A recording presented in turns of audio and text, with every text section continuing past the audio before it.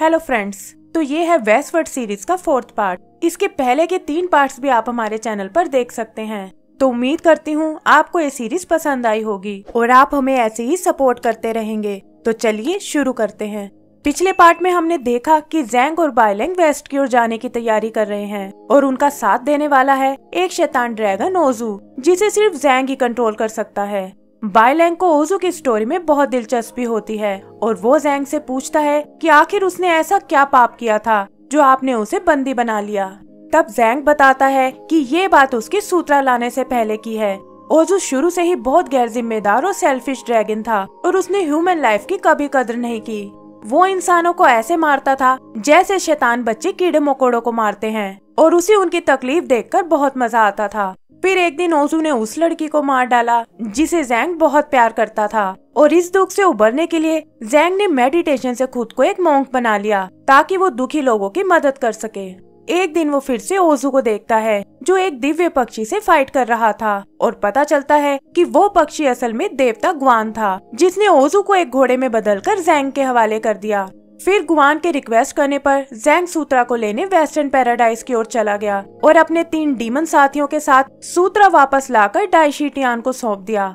उसे लगता था कि सूत्रा इंसानों के दुख दर्द को दूर कर देगा और ओजू के पाप भी माफ हो जाएंगे, लेकिन जैसा उसने सोचा था वैसा कुछ भी नहीं हुआ और वो समझ गया कि ये सब देवताओं की एक चाल थी। बाइलैंग उससे ओजू को रोकने का तरीका पूछता है और ज़ैंग कहता है कि वो मैं अच्छे से जानता हूँ, लेकिन फिलहाल हमें अपनी जर्नी पर निकलना होगा। आगे हम ओजू को देखते हैं जो पहले की ही तरह सिटी में तबाही मचाने लगा था। वो एक लड़की को उठाकर ऊपर ले जाता है और कहता है कि आज काफी दिनों के बाद उसे बहुत मजा आने वाला है। तभी अचानक उसका शरीर अकड़ने लगता है और वो देखता है कि उसमें कुछ चेंजेस आ रहे हैं। वो वापस ज़ैंग के पास आता है और पता चलता है कि वो एक घोड़े में बदल रहा है।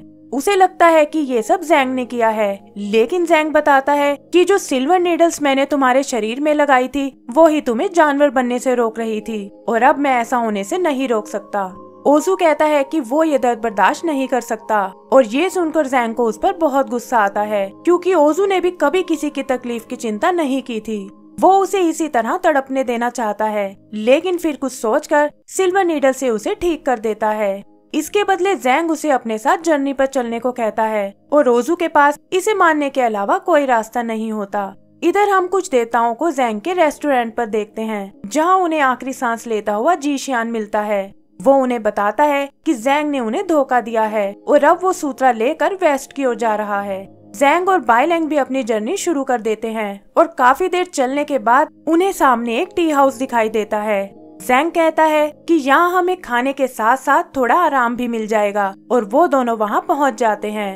वेटर उन्हें अपने फेमस मीट बन्स ऑफर करता है, लेकिन ज़ैंग कहता है कि वो बस वेजिटेबल्स और चाय ही लेने वाले हैं। बाइलैंग को लगता है कि उन्हें ओजू को भी बुला लेना चाहिए, लेकिन ज़ैंग कहता है कि वो हमें छोड़कर कहीं नहीं जा सकता और इस जर्नी में हमें उसकी बहुत जरूरत पड़ने वाली है।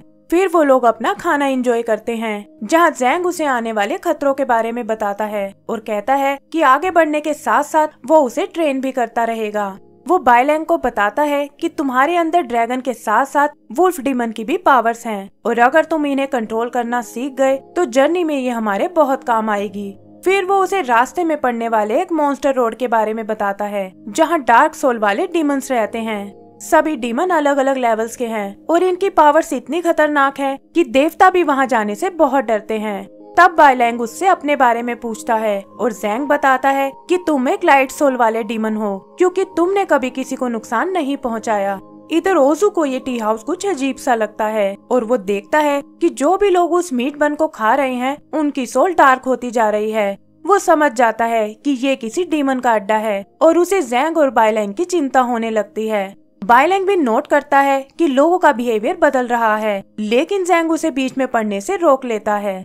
तभी वहाँ बैठे लोग उन्हें घेर लेते हैं और वेटर जबरदस्ती उन्हें वो मीट बन खाने को कहता है। पता चलता है कि वो वेटर भी एक डीमन ही है और उसके मुंह से निकली टेंटिकल्स ज़ैंग को खींचकर जमीन में ले जाती हैं। बाइलैंग उसे बचाने की सोचता है, लेकिन तभी जमीन से निकली टेंटिकल्स उसे और बाकी लोगों को भी अंदर ले जाती है। बाइलैंग जमीन के नीचे बने एक बेसमेंट में आ जाता है और देखता है कि वहाँ बहुत सारा ब्लड फैला हुआ है। तभी उसकी नजर ऊपर लटके हुए इंसानों पर पड़ती है और वो समझ जाता है कि इनका यूज मीट बन बनाने में होता है। आगे वो एक किचन में आता है जहाँ एक लेडी डीमन और उसका बेटा वो बंस बना रहे हैं। वो लेडी समझ जाती है कि बाई लैंग भी एक डीमन है और अपने बेटे को उसे मीट बन खिलाने को बोलती है। वो बताती है कि जो भी इस मीट बन को खाता है वो हमेशा के लिए यहीं रह जाता है, लेकिन बाई लैंग उसकी एक नहीं सुनता और उससे अपने मास्टर को रिलीज करने को कहता है। तब वो डीमन बताती है कि इंसान हमारा खाना है और अगर हमने उसे छोड़ दिया तो हम भूखे मर जाएंगे। बाई लैंग को ये सुनकर बहुत गुस्सा आता है और वो डीमन और उसके बेटे पर हमला कर देता है। उधर ओजू भी अपने साथियों को बचाने वेटर के पास आता है और कहता है कि अगर उन्हें कुछ भी हुआ तो मुझसे बुरा कोई नहीं होगा।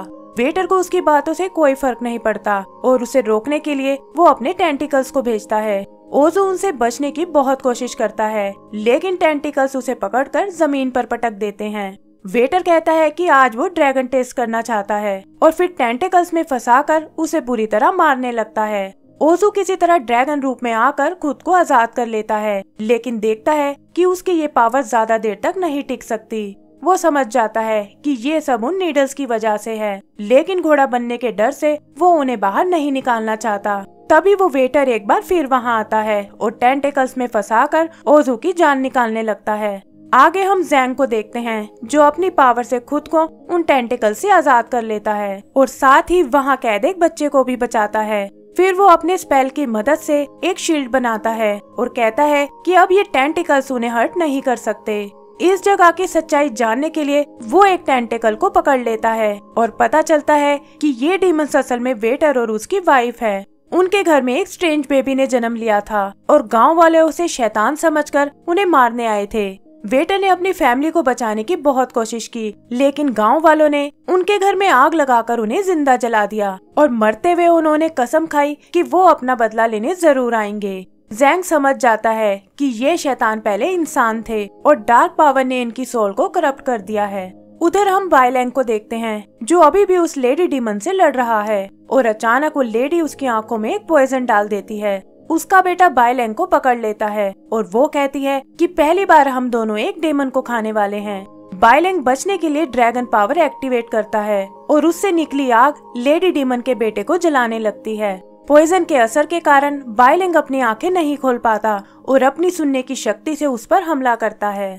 डीमन अपने बेटे की हालत देखकर जोर से चिल्लाती है और उसकी आवाज बाहर खड़ा वो वेटर सुन लेता है जो असल में उसका हस्बैंड है। वो टेंटिकल से ओजू को खत्म करने को कहता है, लेकिन देखता है कि वो एक बार फिर ड्रैगन बन गया है और इस बार पहले से भी ज्यादा भयानक हो गया है। ओजू उसकी कैद से आजाद हो जाता है और पता चलता है कि उसने सिल्वर नीडल्स को निकाल लिया है ताकि वो अपनी पूरी पावर यूज कर सके। वेटर भी उसकी ये पावर देखकर हैरान हो जाता है और ओजू अपनी लाइटनिंग पावर से उसे मार डालता है। इधर वो लेडी अपने बेटे को नहीं बचा पाती और बाई लैंग से बदला लेने के लिए अपनी डीमन फॉर्म में आ जाती है। उसके टेंटिकल से निकले फैंग बाई लैंग को पोक करने लगते हैं और उसकी बॉडी में पॉइजन फैल जाता है। डीमन कहती है कि मैंने अपनी फैमिली को बहुत मुश्किलों से जिंदा किया था और अब मैं तुम्हें भी उनके पास भेजने वाली हूँ। तभी ज़ैंग वहाँ आता है और उसके स्पेल के कारण टेंटिकल्स उसका कुछ नहीं बिगाड़ पाते। वो अपनी पावर से उसकी सोल को प्योर बनाने लगता है, लेकिन देखता है कि डीमन की शील्ड बहुत स्ट्रॉन्ग है। तभी ओजू भी वहाँ आ जाता है और डीमन को जकड़कर ज़ैंग की मदद करने लगता है। ज़ैंग भी अपनी पूरी ताकत लगाता है और यहाँ हम उस लेडी का एक फ्लैशबैक देखते हैं जहाँ वो अपने बेटे से प्रॉमिस करती है कि वो कभी भी उस पर कोई आंच नहीं आने देगी। ज़ैंग भी फाइनली उसकी सोल को खींच लेता है और डार्क पावर के साथ साथ उसकी बॉडी भी नष्ट हो जाती है। फिर वो उसकी सोल से प्रॉमिस करता है कि अगर उसके अंदर अभी भी वो ममता बाकी है तो वो आफ्टर लाइफ में जाने में उसकी मदद करेगा। ये कहकर वो उसे एक बैग में कैद कर लेता है और इसी के साथ हमारा 4th पार्ट भी खत्म हो जाता है। तो दोस्तों इसका अगला एपिसोड भी जल्दी ही आपको हमारे चैनल पर मिल जाएगा और अगर आपको हमारा काम पसंद आया हो तो प्लीज हमें लाइक एंड सब्सक्राइब करना ना भूलें। Thank you.